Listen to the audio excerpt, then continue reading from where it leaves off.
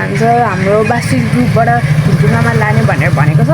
अस्ति नै चाहिँ त्यो धिमे ग्रुपबाट लगेको थियो, अब चाहिँ बास्री बजाउने भनेर भनिरहेका छन्। अब कता लाग्छ चाहिँ मलाई थाहा छैन। अनि त्यसपछि अब हामी म निस्किन आँटेको, मेरो मम्मी बाबा बहिनी पनि जान्छन्। अनि त्यही भएर लेट्स बी कन्टिन्यू।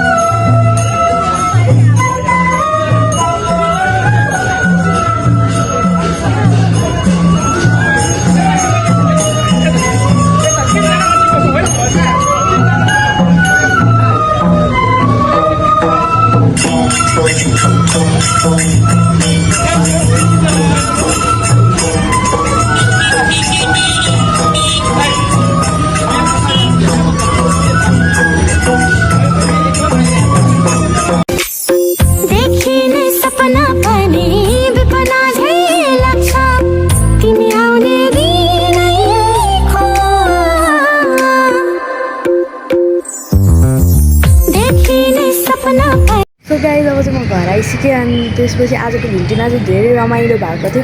मैले नाचेँ पनि अनि बाँसुरी पनि बजाएँ। सबैजनालाई धेरै मजा आएको थियो। So hope you love this video.